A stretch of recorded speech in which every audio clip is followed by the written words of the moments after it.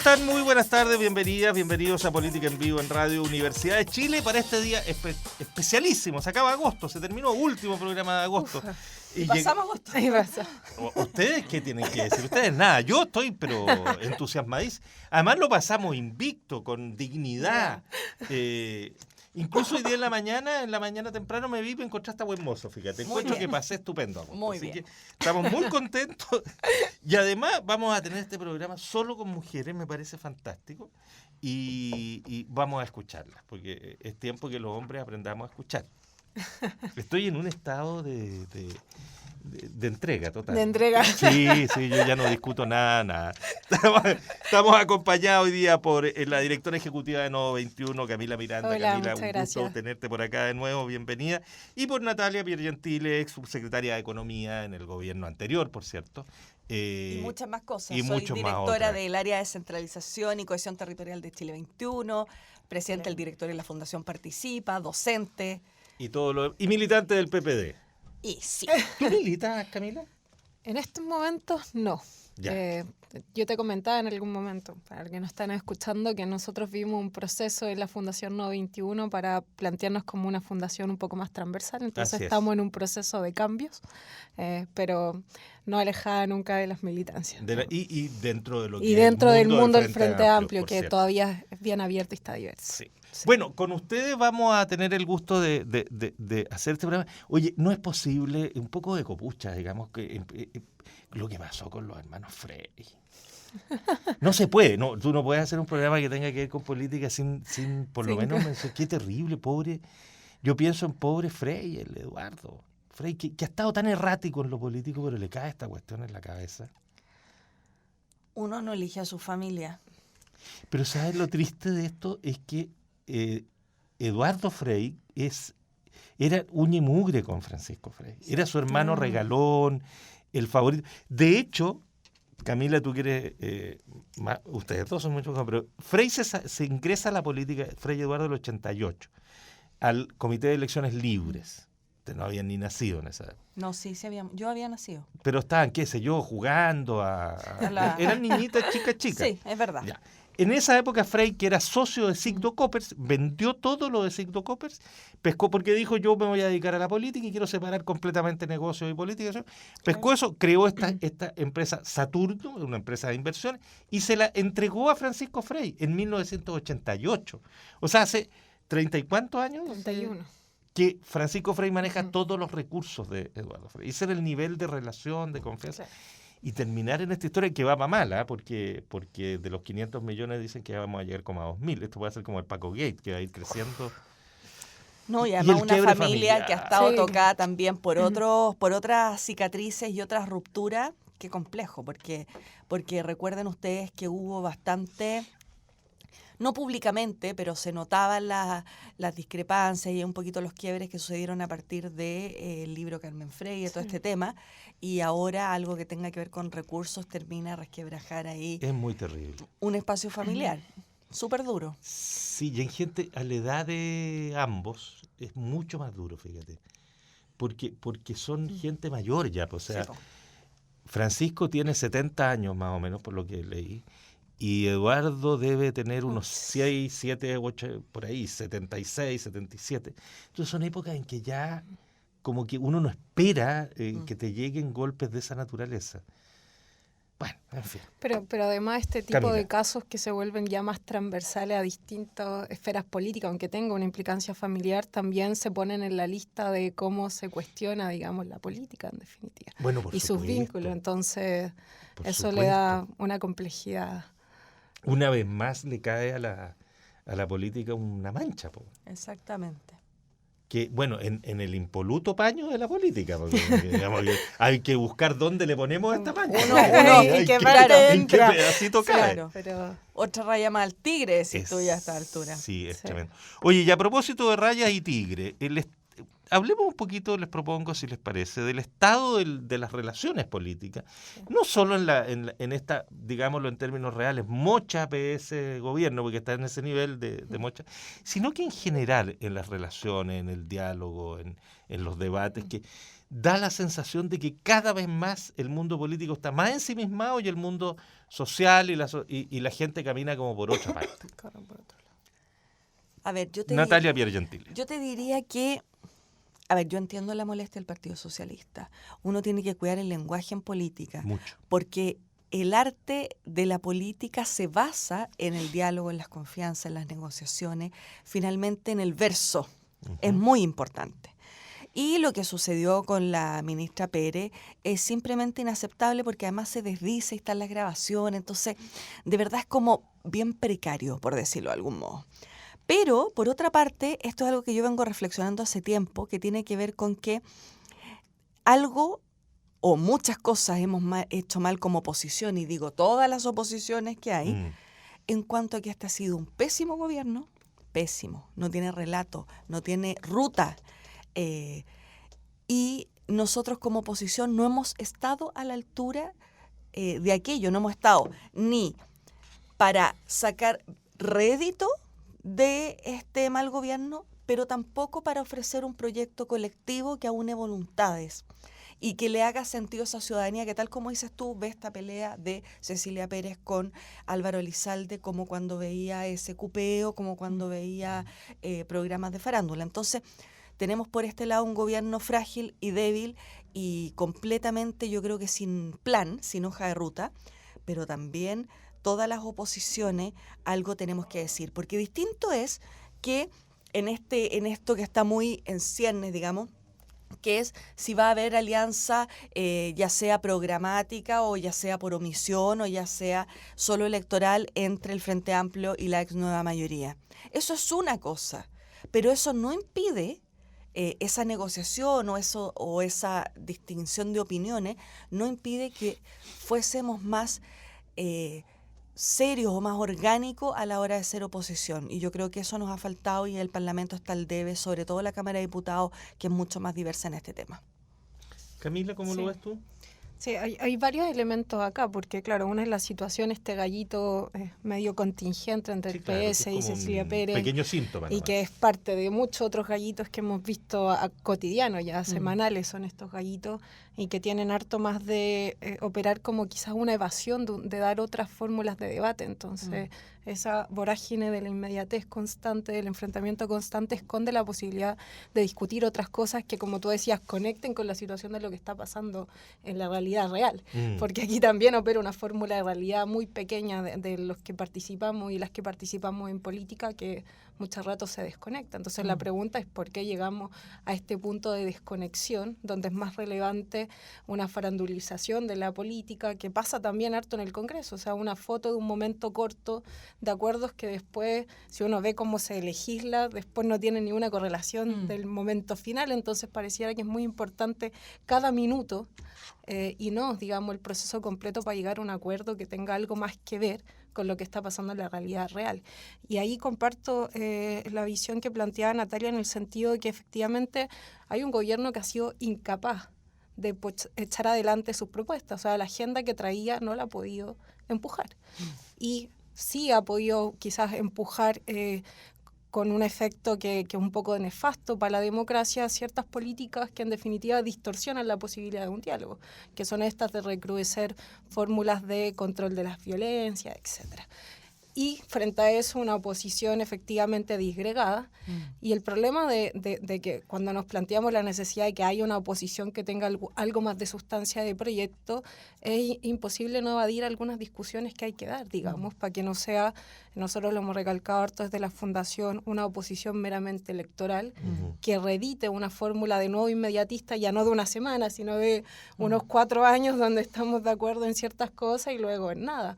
O sea, me parece que volver a plantearse la posibilidad o no de ser gobierno, la fórmula de oposición que sea en estas situaciones en las que estamos, que no son solo a nivel nacional, global, de muchas preguntas, implica preguntarse un poco hacia dónde ir.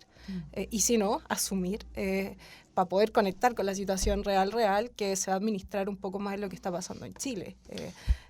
Sí, fíjate que algo es... Yo vamos a estar súper de acuerdo todo el rato. Voy a tratar de ponerme en una posición que no es la mía para que a ver si logramos. No, pero hay ciertas cosas que ponerle un poco un acento. Natalia hablaba de las formas democráticas, del lenguaje de eso. Fíjate que estuve ordenando libros viejos y qué sé yo, y me tropecé con un viejo libro sobre Bobbio, ¿Ya? que lo editó el Instituto Igualdad hace unos, no sé, 12, 15 años.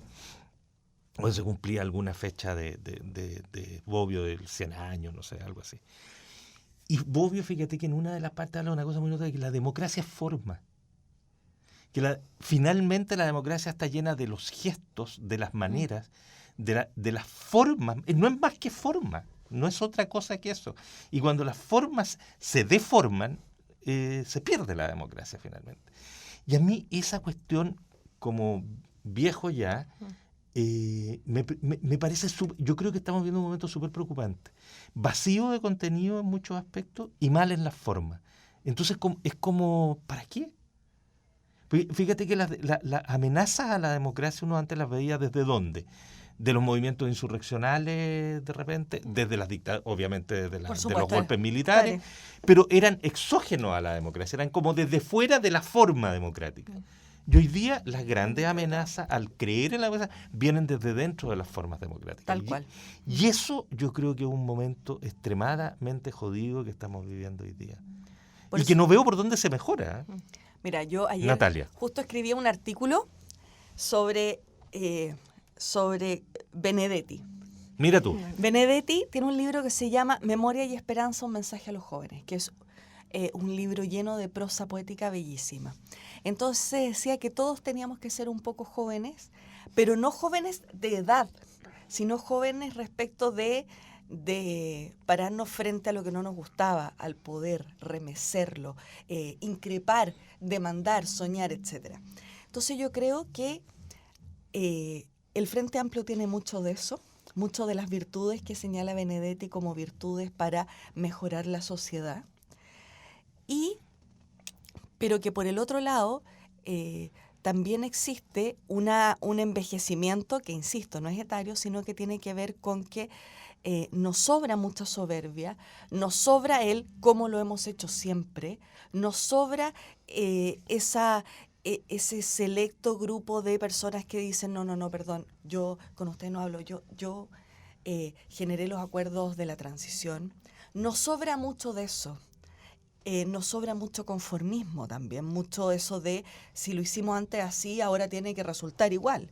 Y esa soberbia de no mirar las nuevas causas sociales, de no mirar las cosas que hoy día a la sociedad le preocupan, qué las moviliza o qué simplemente ya no les importa o qué sí les importa, es algo que, en función de lo que señala Benedetti en este libro, tiene mucho que ver con la humildad, con la generosidad, con el representar realmente a quienes nos dan el privilegio de representarlo y no desde esta jerarquía donde yo sé lo que es bueno para usted.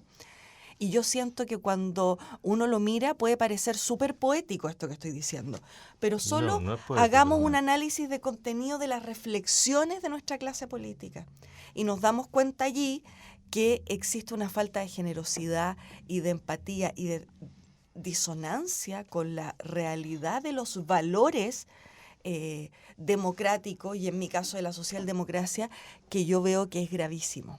Entonces, por eso concordaba ahí con esa frase de Benedetti que decía que todo esto, aquello que nos constituye en la juventud valórica en el fondo, debería ser un baluarte que nos acompañara toda la vida a quienes están en política. Porque si no pasa lo que pasa ahora. Por un lado tenemos un Frente Amplio que está en ese proceso como de maduración de valores asociados a esto, y tenemos por otro lado una clase política que quiere aliarse con el Frente Amplio, pero que tampoco quiere asumir aquellas cosas por las cuales el Frente Amplio no quiere estar con ellos. Y porque además nos ponemos solo en ese estadio y no logramos, como ahí nos ponemos en contraposición, no logramos decir, bueno, te concedo este punto, pero ¿cuál es tu visión de país? No alcanzamos a llegar a ese segundo punto. Y eso es lo complejo en este momento, no solo para la política, sino más bien para quienes representamos una izquierda o las izquierdas y que sentimos que esta visión de sociedad le hace mejor a Chile. Y es que ahí tú pones el pie de un tema que es uno de los temas que, ya que no tenemos a nadie más del mundo de derecha, hablemos desde este otro sector para no darle en despoblado, digamos. La izquierda.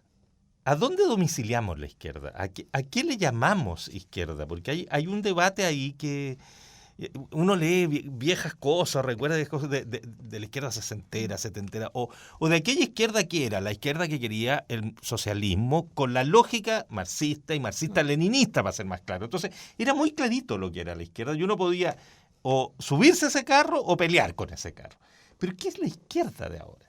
Pues la socialdemocracia para la izquierda chilena de los años 70, reaccionaria, digamos, no es izquierda. No. ¿Y el Frente Amplio qué viene a hacer en este terreno? ¿Dónde se domicilia esto que le llamamos, este enorme mundo que le llamamos izquierda? Y que casi todos quieren decir yo soy parte de eso, de por lo menos una parte importante de la sociedad. Sí. Camila. Voy a partir por una cosita antes de la conversación sobre democracia, forma, y luego me voy hacia la izquierda. Y se cambian de tema si quieren. A mí, ya. No, tiene un nivel de libertad hoy día extraordinario. Sobre la cuestión del agotamiento, ¿no? Esto de la democracia y su forma, también si uno lo ve en un rango histórico un poquito más largo, tampoco la democracia en la historia de la humanidad tiene tanto tiempo, no, digamos. Poquito, entonces, muy poquito. Pero formuló en algún momento un acuerdo de distintos sectores políticos de una forma de administración o de relaciones de intereses distintos. Entonces habría que preguntarse en qué momento y por qué se agotó esa fórmula. Si es que se agotó. Y si es que se agotó o si es que estamos solo viendo un momento coyuntural de crisis y luego, o estamos viendo su crisis más profunda. Eso yo creo que todavía es una pregunta abierta a explorar. Entonces, ¿qué hace que esas formas que en algún momento constituyeron el espacio donde se podía hacer política hoy día estén en tensión? Y me da un poco la impresión de que tiene que ver con el alejamiento de la política de un sentido tan básico. Tú al inicio comentabas de alguien que se dedica a estudiar los griegos desde la filosofía, de la idea de que la política tuviese que ver con cómo se organizaba la vida. Y entonces cuando uno se pregunta en qué momento está tan descolocada la realidad real de la realidad política, un poco porque la política se desconectó de ese sentido, de ser parte de distintas posiciones, propuestas de cómo organizar la vida. Y eso es lo que está un poco en el debate en las 40 horas versus la flexibilidad, cómo se organiza una fórmula muy central de la vida actualmente, que es el trabajo. Entonces, esas discusiones de alguna forma, entonces uno dice, ¿por qué tienen tanto revuelo o conversación por fuera de esto estrecho de la política? Es porque vuelven a conectar, a mi parecer, esa cuestión. Y eso hace, a mi parecer, que la fórmula de la democracia o no esté un poco en tensión, porque la política misma deja de servir a ese sentido, digamos, de organizar la vida, o solo organiza pequeños grupos de vida. Eso como una cuestión. Y sobre la pregunta de la izquierda, efectivamente, me parece que los últimos grandes bloques que se conformaron con alguna identidad más reconocible y una política anclada a esa izquierda, bueno, fue la UP, y luego cierta parte de la concertación en cómo se construye el primer bloque, pero hace rato que está en crisis en la lógica de estos bloques y por tanto el Frente Amplio, siendo expresión de las últimas movilizaciones sociales, el 2006 en adelante, estaba contestando a ciertas fórmulas de política de las cuales se alejaba. Y cuando tú planteas cómo se conecta esto de la crítica que se le hace, digamos, a los partidos que estuvieron en el gobierno en el último ciclo, pero cómo también los otros dialogan, y también nosotros reconocemos la necesidad de tener una mirada un poco más histórica para situarnos en las conversaciones y no solamente, digamos, una atención muy contingente. A mi parecer está elaborándose, construyéndose qué significaría hoy día situarse desde la izquierda. En harto momento estaba bien dibujada que la contraposición de la izquierda era con la socialdemocracia. Hoy día en los últimos debates pareciera ser que lo que puede ser más de la izquierda sería la socialdemocracia, sí, claro. ¿No? Entonces, ¿y cuánto de socialdemócrata hemos sido en Chile? Toda esa discusión que es bastante rica, pero en definitiva aloja esta idea de que la izquierda está también elaborándose, porque en definitiva está conectándose, así como toda la política, con la situación real. Entonces, ¿qué hoy día implicaría representar lo que clásicamente la izquierda representaba, que eran los intereses de los sectores subalternos, en esta oposición de clases, si uno se pone a hablar en esos términos, entonces, ¿dónde está hoy día? ¿Cuáles son esos intereses? ¿Y de qué forma eso conectaría con una visión hacia un socialismo o algo de ese estilo? Creo que esa es una pregunta que está en desarrollo y que no está solo haciéndose la izquierda, se lo está haciendo también la derecha Todo. Sin u duda. otros sectores. ¿Qué es hoy día? ¿Sería tener un proyecto de izquierda? ¿Qué sería ser socialdemócrata hoy día? ¿Qué sería ser de derecha hoy día? Fíjate que Y Ricardo, estamos viendo esas tensiones entre un sector Es que muy- cree que es mucho más Tal cual. de derecha tener iniciativas, digamos, tipo Bolsonaro, y otros que dicen no, sería tener un proyecto más socialdemócrata. Eso está en discusión. el otro día Ricardo Núñez, que estuvo con nosotros, Ya. acá, que estábamos con Yasna también, decía una cosa, que hay una parte de la derecha que tienen, de la izquierda, perdón, que tiene nostalgia de las chimeneas. En el sentido de las fábricas, porque las fábricas tenían chimenea y ya no hay. Y si no hay fábricas, no hay clase obrera. Claro. Y si no hay clase obrera, ¿qué hacemos? Claro, Pero- entonces, ¿cuál es Es esa que, idea? es que a eso voy con el relato, porque además estamos en un momento, en una sociedad donde en general nuestros políticos manifiestan sus posturas en Twitter, más bien en cuñas que en relatos. Entonces, frente a los problemas públicos del hoy, la gente no logra distinguir y no tiene por qué. ¿Cuál es la postura de la izquierda respecto al tema medioambiental, por ejemplo? ¿Cuál es la postura de la izquierda respecto de si tienen que pagar tributos o no? Todo lo que tiene que ver con la digitalización de la sociedad, la uberización de la sociedad.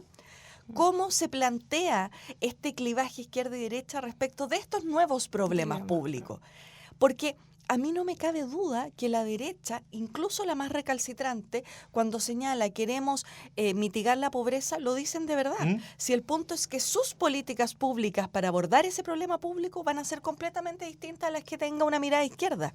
Pero como no somos capaces de socializar esa segunda derivada y nos quedamos en el Twitter o nos quedamos en la frase, de verdad es muy difícil hoy día con una sociedad en algunas cosas conservadora, en otras más liberal, una sociedad que tiene acceso, una sociedad donde hoy día la gente es un colaborador y no un obrero. Claramente no le está haciendo sentido este clivaje anacrónico y no anacrónico respecto de la mirada política, sino anacrónico porque no lo hemos sabido nutrir de estos nuevos problemas públicos y de esta realidad social. Sí. Es muy complejo, fíjate, cuando uno mira hoy día el gobierno de Frei Montalva, que en su momento desde la izquierda se hablaba, el gobierno de Frei Montalva era la otra cara de la derecha, la reacción. Sí. Y hoy día tú lo miras y dices, pero un gobierno que hizo cosas que son impensadas completamente. Entonces, como que los diálogos son otros, como que las respuestas deberían ser otras, y ahí estamos súper al debe. Todos, incluido el Frente Amplio, que todavía como que no encuentra un eje gravitacional, es como que ahí, y no tendría por qué tenerlo tan rápido, ¿no? No sé en qué están en ese sentido. Sí, o sea, en Frente Amplio se han conformado distintas fuerzas políticas, orgánicas, eso, sí. Y también se está abriendo un debate interno que por un lado está tensionado por la situación o las coyunturas que tiene la política institucional, etcétera, pero también está muy tensionado el Frente Amplio porque de él participan muchas organizaciones y movimientos sociales con los cuales se dialoga, que tienen otras temporalidades, otras discusiones también. Entonces está buscando, digamos, una conversación desde ese campo. Y efectivamente el Frente Amplio hoy día es una diversidad, hay sectores de izquierda, distintas izquierdas, y hay sectores que no se reconocen con la izquierda, por ejemplo el Partido Liberal, que reivindica una propuesta liberal propiamente tal, digamos, y por tanto comparte las propuestas sobre derechos sociales, etcétera, porque vuelve a un sentido del liberalismo que tenía que ver con esos derechos mínimos, y en eso encuentra acuerdo el Frente Amplio. Camila, o sea, una pregunta, sí. ¿El Frente Amplio, más allá de que es una suma de partidos con una épica, etcétera, tiene una estructura orgánica Frente Amplio? Sí, hay una mesa nacional del Frente Amplio, hay espacios, se ha estado desarrollando últimamente un congreso de discusión en ciertos sectores del Frente Amplio, hay una orgánica. Porque yo siento que gran parte de lo que pasó entre los autocomplacientes, los autoflagelantes, la concertación, fue que en algún minuto empezaron a tener falta de diálogo transversal de todos los que, entonces, preguntaba aquello por... Sí, hay, pero efectivamente está también nutriéndose para que sea un espacio de diálogo edificante. Hoy día hay bases que están un poco en la propuesta que tuvo para la candidatura presidencial Beatriz Sánchez, que expresaba los marcos marcos de acuerdo de los cuales ya se habían trabajado y hoy día se está avanzando en trabajar otro. Entonces, cuando plantea de qué forma uno puede explicar que hay un partido liberal con muchas expresiones de izquierda, es porque es un partido que plantea, por ejemplo, avanzar en derechos sociales, y eso es un consenso de todo el Frente Amplio. Entonces, ese es una base articulante, por ejemplo. Una relación con los actores y la teoría social es otra base articulante. Ahora, todavía esas no permiten cuajar, digamos, un proyecto mismo y probablemente, y esto es lo que pensamos desde la Fundación No 21, hayan hartos movimientos más adentro. O sea, hace poco algunos juntaron y no construyeron un nuevo partido, que es Convergencia Social. Y comunes también. Comunes, se juntó con, Izquierda Autónoma con Poder. Entonces esos procesos se están dando y de alguna forma son buenos porque, si bien todos ellos reconocen diferencias, van encontrando algunos puntos comunes pensando en una proyección más de futuro. Y entonces no está cerrado que eso siga ocurriendo en el Frente Amplio y es una fuerza bastante nueva. Entonces, si esas convergencias o esas discusiones se van dando, son edificantes, pero efectivamente falta y cuesta. Creo que no solo les cuesta a la fuerza de lo que fue en algún momento la concertación, sino también a nosotros como fuerzas nuevas llevar una discusión que no tenga que ver con el inmediatismo en el Congreso, el inmediatismo de la discusión con lo que dice o no Piñera o Cecilia Pérez, y un poco más de qué queremos hacer.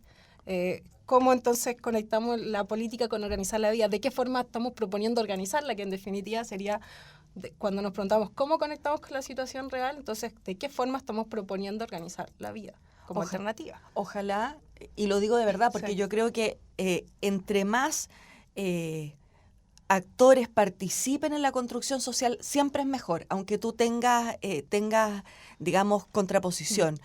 Y ojalá se logre seguir edificando esta coordinación Frente Amplio. Lo mismo digo en la ex nueva mayoría, porque mientras algunos están en esta discusión de coyuntura, si esas estructuras tan sólidas, pueden tener conversaciones paralelas con un poco más de perspectiva, porque lo que ojalá no les pase, que le pasó a muchos de nuestros partidos, particularmente al mío, es que se parlamentarizó.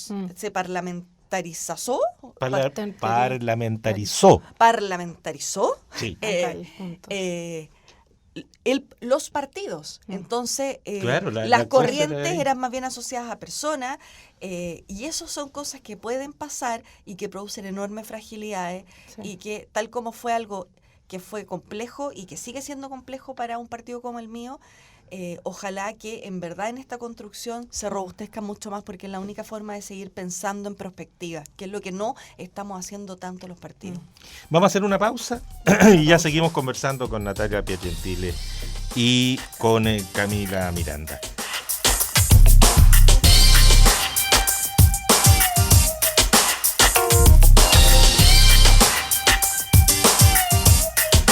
Estamos de vuelta en Política en Vivo, estamos conversando con Natalia Piergentile. Entre muchas otras cosas fue economista, académica, fue subsecretaria de Economía en el gobierno anterior, y con la directora ejecutiva de Nodo 21, Camila Miranda, nos dimos una vuelta más elaboradita en la primera. ¿Qué hace tanta falta escuchar de pronto un poco más de reflexión? Pero tú lo citabas, Camila, en algún minuto, el tema de las 40 horas, y se va a votar el lunes. A ver, ahí hay una tensión muy particular, porque además se va a votar en condiciones muy complejas por el trámite legislativo, porque hay dos urgencias puestas, que son de discusión inmediata, que son de dos cosas bastante menores, que el gobierno las metió ahí para impedir la votación. Sin embargo, ¿quién nos explicaba el otro día la del trámite? Bueno, da lo mismo. Sin embargo, la comisión tiene... la Alejandra Sepúlveda nos explicaba el tema. La comisión tiene como entre media hora y una hora para trabajar en cosas propias. Sí. Y van a usar ese tiempo. Entonces, de repente sacan en una hora el tema. Porque además el proyecto es breve. Tiene 2 o 3 artículos. Entonces, pero los empresarios ya estamos en shock. El gobierno está medio desesperado. Pero más allá de todo eso que va a pasar el lunes, como decimos, las 40 horas puso de nuevo el tema del trabajo en el centro del debate, por una parte, y por otro lado, un proyecto de ley que por fin conecta profundamente con algo que moviliza a la gente sobre la cual tiene opinión, tiene interés, le importa. Entonces, bueno, ¿qué irá a pasar con cómo nos bajamos en este tema de las 40 horas? Camila. Sí, yo creo que es interesante, más allá de que les resulte dolores de cabeza a muchos sectores que se esté discutiendo así, es interesante que esto se reponga como tema. Tú mismo decías que el trabajo vuelva a estar en la palestra, siendo que es muy relevante. Ahora, por la parte de la derecha parto y después me voy hacia quienes tienen la iniciativa de la propuesta. Los empresarios hace rato están diciendo por distintos medios que es necesario devolver la discusión política. Lo están planteando ellos, no solamente, y lo están planteando en el sentido de ponerse ellos como actores centrales y ya no mediados, digamos, por otra fuerza. O sea, eso lo están haciendo, se lo están diciendo al gobierno por todos los medios toda la semana. No los representó el gobierno. Que no los representó y se están buscando fórmulas de no representación, sino de expresarse e incidir directamente en la discusión política. O sea, no me sorprendería que tuviésemos hartos candidatos de ese tipo y que tiene que ver con eso, digamos, una ruptura, digamos, de qué representaba la derecha para los empresariados para el empresariado, y eso es interesante y es peligroso a la vez, digamos, para quienes nos paramos desde un sector de izquierda. Eso por un lado. Entonces ahí hay una tensión que el dolor de cabeza del gobierno no solamente porque el Partido Comunista le esté poniendo, digamos, tal bomba en un escenario donde ellos parecían tener facilidades para moverse, que era la idea de la flexibilidad laboral, etcétera, etcétera, sino que el mismo gobierno, o sea, los mismos empresarios que son parte de su sostén, le están armando, digamos, una batalla bastante contundente por los medios. Y por el otro lado, a mi parecer que esto muestra fórmulas relevantes o edificantes de construir oposición, porque efectivamente es ponerse de acuerdo en relación a cuestiones que afectan la vida concreta. Entonces, las expresiones del agobio ya lo ponía la movilización de las y los profesores hace un rato, o sea, se movilizaban contra el agobio. Era el eje fundamental. El eje fundamental. Ahora las 40 horas dialoga con eso, con ese agobio. O sea, no está diciendo trabajemos más o menos, sino está diciendo que no necesariamente trabajar hoy día está generando mejor bienestar, porque por un lado el salario no alcanza. Entonces, digamos, y la deuda ya parece estar incorporada, tengamos subsidios, salario, lo que sea, porque el salario no alcanza. Entonces, aquí hay hartas discusiones que las abre 40 la horas. última encuesta del INE, ¿te acuerdas? Nos dejó clarito que los 400.000 pesos como mediana no eran un cuento de la Fundación Sol, No, el dato duro del oficial. Es duro, o sea, recibimos fondos sea por subsidios, por salario, el que sea, no alcanza. La deuda está incorporada como fórmula. Entonces, cuando uno se pregunta si el trabajo no me sirve para sobrevivir, hay una cuestión profunda ahí, pero por otro lado, entonces está puesto acá lo de si uno vive para trabajar o trabaja para vivir, que esa es una larga discusión. Y por otro lado, se ponen en tensión en esta discusión algunos principios que parecían acordados en esto mismo de las fórmulas democráticas, que es la idea de que en el trabajo hay relaciones que no son de igualdad y que todo lo que se desarrolló en el derecho, etcétera, vinculado al derecho laboral, tenía que ver con asumir que había una situación de desbalanceo, de desventaja, de desigualdad.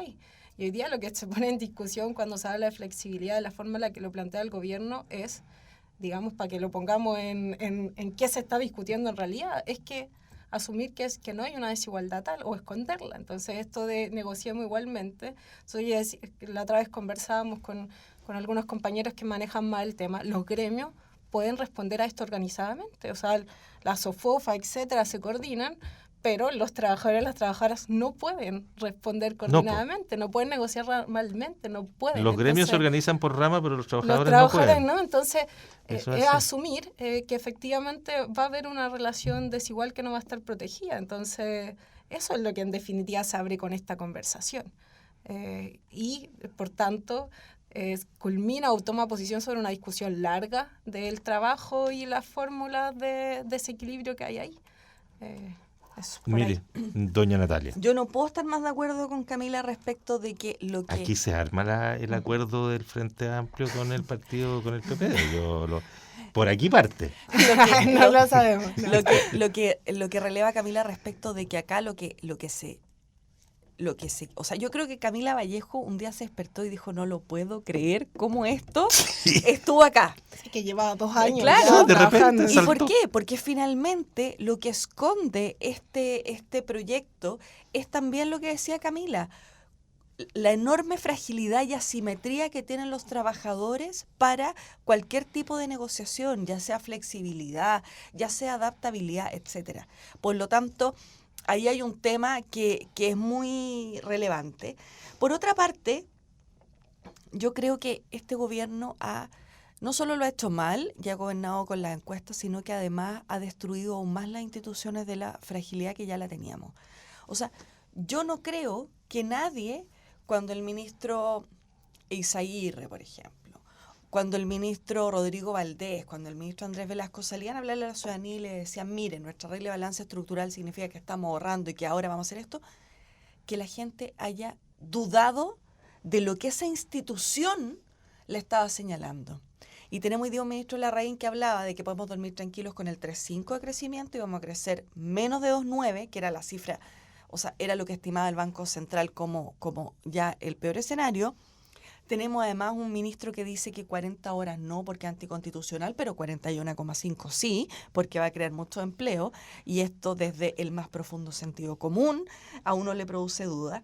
Y porque además a mí no me cabe la menor duda que la situación económica interna del país, el alto desempleo que no se había visto hace muchos años, tanto en hombres como mujeres y en el promedio, se debe a que los empresarios no tienen ninguna certeza de lo que va a hacer este gobierno. ¿Por qué? Porque si ya estaban en contra quizás de las políticas que planteó Bachelet en su minuto, como la reforma tributaria u otros, sabían cuál era la ruta crítica del gobierno en materia de reformas. Por lo tanto, pudieron prepararse económicamente, pudieron prepararse en el lobby que hicieron, pero hoy día partieron dándole apoyo a un gobierno que era de los propios y que no ha cumplido con ellos ni con la sociedad, porque a ellos también se les prometió que se iba a evaluar una rebaja de impuestos, que a poco andar se les dijo que no.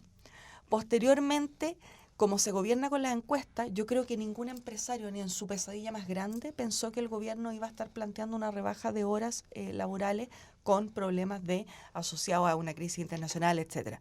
Por lo tanto, yo creo que hoy día, y espero tener cifras que las puedo mostrar la próxima vez que me inviten, cómo se ha contraído la inversión local tiene mucho que ver con la incertidumbre de los empresarios respecto del relato de su propio gobierno. Y eso es muy grave para el país, para la inversión extranjera, para la inversión local.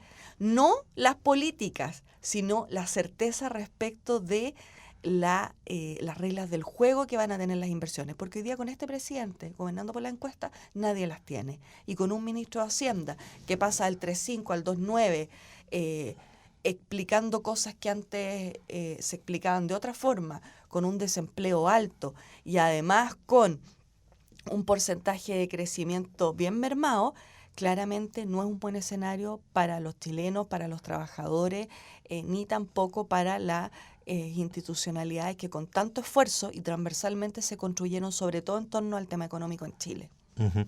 Oye, sí, Camila, sí, tú querías agregar algo. Sí, que creo que resaltamos harto esto, que pobres empresarios porque no tienen certeza. Me parece que los trabajadores llevan en la incerteza bastantes años. O sea, lo que pasa es que la poca certeza de los empresarios hace que frenen y eso repercute sin perjuicio de la relevancia que tiene. O sea, yo no digo pobres, digo esto hace que ellos contesten no invirtiendo, lo que nos jode a todos en el fondo. O sea, tiene una posibilidad de control mucho más fuerte que la que tienen la y los trabajadores, pero los trabajadores ya no tienen posibilidades de que en algún momento lo tuvieron, la fuerza para poder también, o sea, si es que estamos hablando de flexibilidad laboral y genera tanta discusión hacia la derecha o rebaja de horas, es porque el trabajo y los trabajadores siguen siendo muy relevantes para la producción. Todavía no inventan robots que puedan resolverle ese problema sin tener trabajadoras y trabajadores. Uh-huh. Entonces, hoy día los trabajadores y las trabajadoras no tienen fuerza, digamos, para hacer lo que puede hacer el empresariado, que es invierto menos.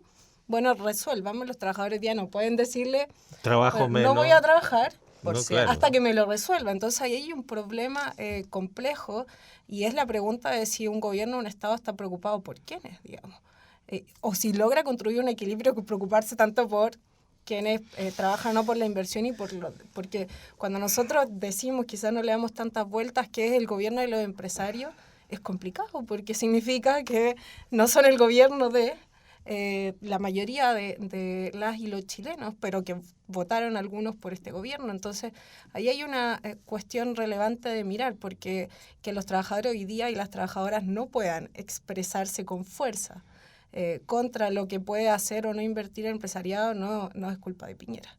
Yo aquí no voy a decir que es culpa de tal o tal presidente, pero el debilitamiento de las formas sindicales viene desde el proyecto laboral del otro de José Piñera, que sigue ahí, digamos. Sí, y en la sus última claves. reforma laboral tampoco colaboró. La pregunta es por qué no se ha desmontado eso, que es la clave. Y también fíjate que hay otra parte. ¿Qué pasó con nuestro movimiento sindical? ¿Cómo se oligarquizó? ¿Cómo se corrompió? Ahora, que no es menor, sí. Pues. Y lo interesante es que también a partir de esto de las 40 horas y en definitiva después del movimiento No Más FP, igual ha habido una rearticulación, un despertar dirigentes y dirigentes jóvenes en el mundo sindical que se están expresando y otros más históricos. Hay cosas, y sí. eso es interesante. O sea, hay sindicatos que hoy día se están articulando para dar negociaciones no ramales, pero más parecidas a algo ramal, que el sindicato del comercio y el organismo financiero. Entonces, hay ahí algo moviéndose que es interesante, que uno como fuerzas de oposición o de izquierda deberíamos colaborar con que eso tenga más posibilidades de expresar, sino menos. Que sí, pero el único que negocia por rama en Chile son los empresarios. No, y los empleados públicos. Y los empleados públicos, sí. Es el único que negocia en conjunto. Y que negocia, en el caso de los empleados públicos, con la fragilidad que tiene los temas contractuales de los funcionarios públicos, que es muy, muy, muy jodido, digamos. Y la pregunta es como la de Varguitas, ¿no? En el libro Conversación en la Catedral, la vieja pregunta de Vargas Llosa, el personaje Varguitas se llama. Cuando dice, ¿cuándo se nos jodió el Perú? Yo me acuerdo una vez que Moreira la quiso citar y dijo, ¿cuándo se jodió España? Y hablaba de un libro de un español, entonces le corrigieron que era en Perú en realidad. Pero ¿cuándo se nos jodió el sindicalismo? Con el plan laboral lo sabemos, pero se nos jodió mucho más después también, porque hubo un sindicalismo de resistencia al plan laboral. Después no hay, y después el pacto social, ¿te acuerdas de Manuel Busto con Manuel Feliú en el gobierno de Elwin?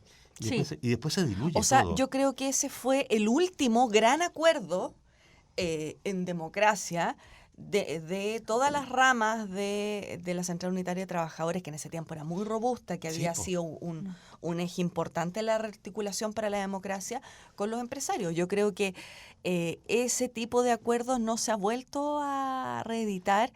Y yo creo que ahí estuvieron las condiciones que hoy día no están, que tienen que ver con la constatación tanto de los trabajadores como los empresarios de que tenían un espacio posible para negociar de manera, digamos, no asimétrica, porque estaban haciendo, el gobierno hizo todo el respaldo al área de los trabajadores. De hecho, creo incluso que algunas de las negociaciones se hacían en la moneda, lo que le da otro cariz. Y en este caso, lo que hacía el gobierno era ser como un ministro de fe de este gran acuerdo entre trabajadores y gremios de manera autónoma. Y eso yo siento que es algo que no se ha reeditado. No sé si es posible reeditarlo, pero también tiene que ver un poquito con la soberbia que yo decía al principio de los elaboradores de la transición.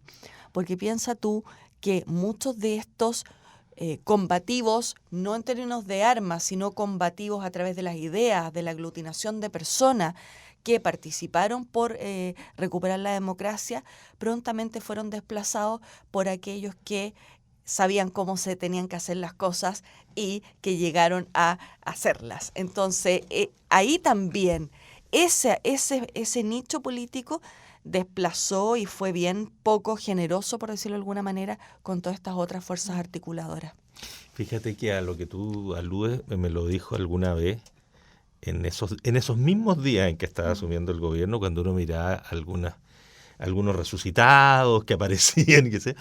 Y alguien me lo dijo con mucha crudeza, mira, me dijo, los ejércitos de asaltos son distintos de los ejércitos de ocupación. Los que asaltan son unos, los que se hacen cargo son otros. Pero son del mismo ejército. Claro, hay alguien que dirige ese mismo ejército, pero no, son otros. Entonces, el desplazamiento es bien potente. Hay un punto que tiene que ver también, oye, porque lo hablábamos antes de volver al aire, y era que las 40 horas genera todo esto, pero efectivamente un pedazo de la discusión laboral, un pedazo menor incluso si tú lo piensas con más detalle. Pero hay un tema de confianza, como para instalar una discusión en serio, donde efectivamente estén empresarios, donde efectivamente estén los trabajadores. ¿Quién los representa además? Si ese es un problema, y uno dice, ya, los va a representar la CUT, y uno dice, a ver, pero la CUT. Los empresarios están claritos que su representación... O la otra gran, la que hizo el que era el histórico presidente de la CUT, formó su propia... por eso te digo, o sea, está atomizado. Arturo Martínez, por otro lado, que tiene esta nueva, que sí fue a una reunión y que no va a la CUT. Los trabajadores hoy día no tienen, no solamente porque están atomizados y todo lo más, sino que porque no le reconocen a nadie un liderazgo, que tampoco están los partidos políticos. Pero uno podría decir, ya, el ex ministro del Trabajo, no hay nadie hoy día que pueda asumir representación de trabajadores. Ni el movimiento No Más AFP, que tampoco es una construcción desde la base, una construcción desde la calle a una cúpula. Y no hay nada entre medio. Ahí tenemos un déficit de organización social brutal, po. Y eso parece no estarse enfrentando tampoco. Sí, ahora yo creo que si bien todos se pueden, los mismos dirigentes o dirigentes sindicales, hacer autocrítica de sus capacidades o no particularse, pero efectivamente ha operado, o sea, el sistema no colabora en nada para que los sindicatos puedan representar a las y los trabajadores. Entonces, cuando uno dice representan, hay ciertos sindicatos con fuerza, otros que no es pura culpa de esos o no sindicatos, digamos, o la tensión que en algún momento se construyó con la CUT. Hoy día entiendo que están dialogando y que eso es esperanzador de ver. Lo veía en un acto hace poco donde algunos sindicatos históricos habían vuelto a reintegrar a la CUT y ojalá y se dé una buena conversación, pero el punto, cuando uno dice quién representa a la y los trabajadores, uno esperaría que, así como en otros momentos de la historia, ciertos partidos representaban a sectores sociales relevantes y uno podía decir, habían partidos obreros, digamos, o por otro lado los sindicatos representaban al lado de los trabajadores porque la fórmula de sindicalización era mucho más fuerte, quizás no en las mismas proporciones numéricas que uno podría mirar hoy día, pero era mucho más fuerte y sindicalizarse tenía, digamos, como traducción una fórmula de poder para poder incidir en cómo se organizaba el trabajo y por tanto cómo afectaba después la propia vida. Y eso hace rato, digamos, entonces no es que hoy día de repente nos despertemos y los trabajadores y las trabajadoras no tengan poder para organizarse ni nada, pero esto es un proceso y tiene su... Y entonces no es solamente que los sindicales o las sindicales no puedan representar a todos y todos sus trabajadores, porque sabemos que es muy difícil organizarse en el trabajo, pero también es que los partidos dejaron de representar a las y los trabajadores. Entonces no es solo quién se sienta por o con los trabajadores ahí, como entonces ahí hay en qué momento estos partidos históricos que eran de obreros dejaron de ser. Nos van quedando poquitos minutos. Y de hace ya un tiempo en el programa lo que hacemos es que los últimos 2 minutos de cada una sean para que hablen de lo que se les ocurra, si tienen otros temas. Si quieren volver sobre el mismo, encantado. Pero si quieren poner otro tema, algo que querían decir y que no salió en la conversación, son 2 minutos de libre disposición, que 2 minutos se puede decir hartas cosas. Natalia. Yo quería... como concluir de lo que estábamos hablando, pero dándole otro sentido. Yo creo que además en Chile existen pocos incentivos a cierto comportamiento empresarial. ¿A qué voy? Las empresas grandes hoy día se ganan premios de sostenibilidad, del mejor lugar para trabajar, de la empresa, digamos, más diversa, no sé qué. Y resulta que esas mismas empresas grandes tienen patios traseros con huelgas de sus trabajadores, con condiciones de trabajo adversas, etcétera. Por lo tanto, hoy día, para una empresa en Chile, por el estatus, es más, digamos, atractivo hacer reciclaje que, por ejemplo, tener una buena escuela sindical y una buena contraparte. Entonces, como también todas estas modas que importamos respecto de, insisto, estos premios de sostenibilidad, etcétera, tienen poco atractivo para la realidad de los trabajadores en Chile. ¿Y por qué? Porque como importamos cosas de países desarrollados sin hacerle ninguna adaptabilidad, por cierto que estos índices en Noruega no están porque se da por sentado una serie de derechos de los trabajadores. Entonces, pongámosle ojo a estos premios de las empresas quienes tenemos el privilegio de tener ciertas tribunas, aboguemos para que esto también se incorpore como parte de la trazabilidad de lo que es hacer negocios sostenibles hoy día en Chile. Y estemos atentos la próxima semana tanto a el voto de las 40 horas como otras cosas en el Congreso que ya anunció el gobierno que va a desestimar algunas urgencias para poner el tema de pensiones nuevamente en la primera línea. Y yo creo que es algo que también le importa mucho a los chilenos y chilenas, sobre todo de la tercera edad y a sus familias. Y finalmente también, ojo a nuestros auditores en alguna región del país, sigámosle poniendo ojo cómo se está dando también la discusión y la puesta en marcha del proceso de descentralización, que eso podríamos hablar 2 días enteros, pero que pongámosle ojo, vamos a estar atentos. ¿Qué vamos a elegir cuando elijamos gobernadores? ¿Qué es eso? ¿Un señor o una señora? Ya, Camila. Lo hago, trato de ser breve. Camila. Yo creo que tras esta conversación uno debería terminar preguntándose cómo desde la oposición o de las distintas oposiciones colaboramos con esta crisis que vemos en distintas dimensiones. Entonces, me parece que, por un lado, cuando diagnosticamos que hay dificultades para que se expresen las trabajadoras organizadas, para que puedan negociar con la otra parte, yo creo que si es que el trabajo legislativo se pone a disposición de colaborar con que haya más organización, tiene que abrir la discusión sobre el sindicalismo, que la reforma pasada, digamos, lo debilitó más que lo fortaleció. Creo que es una forma de colaborar. Creo que este tipo de proyectos que interpretan la realidad concreta, el agobio, etcétera, colaboran con devolverle a la política sentido y por tanto que haya mayor confianza y por tanto ayuda con la crisis que tienen las instituciones. Entonces la política vuelve a mostrarse como útil, digamos, para la ciudadanía. Creo que esa es otra forma en que como oposición colaboramos y me parece que otra de los puntos relevantes de volver a discutir, que tú lo ponías, es que volvemos a pensar el trabajo, digamos, como una fórmula que sigue siendo muy relevante. Parece que en algún momento se escondió y todos los días trabajamos. Entonces, que parece que es un núcleo muy central de la sociedad chilena y en algún momento se perdió como elemento central. Entonces, que las fuerzas de izquierda colaboremos con esos procesos.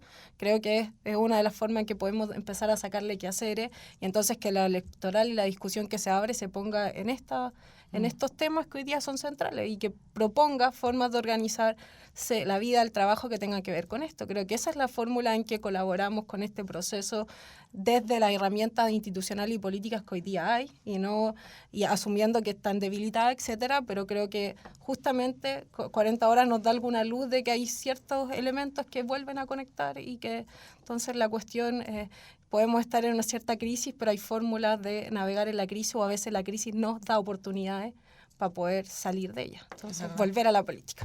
Camila Miranda, Natalia Pérez Muchas Gentile. gracias. Gracias a ustedes dos, ha sido un programa muy entretenido. Yo voy a terminarlo con una cuota de frivolidad y solo para molestar a mi amigo que está en el control. ¿Ya? El domingo a las 8 de la noche se bate un récord fundamental en Chile. 216 goles de Paredes. No puedo dejar de mencionar. Acá se pusieron una camiseta. No, yo en la piel. No, es para terminar, porque es parte así como el trabajo es fundamental en el ser humano, para algunos el fútbol sigue siendo un momento, pasión de multitud. Una pasión de multitud. No, 1.000.000 de gracias, Natalia, Camila. Gracias al equipo que hace posible que estemos al aire en este minuto y que a partir de mañana en la tarde, el día antes del récord de Paredes, ya esté este programa a disposición en nuestro streaming del diario electrónico. Que tengan un muy buen fin de semana. Muchas gracias. Hasta el lunes.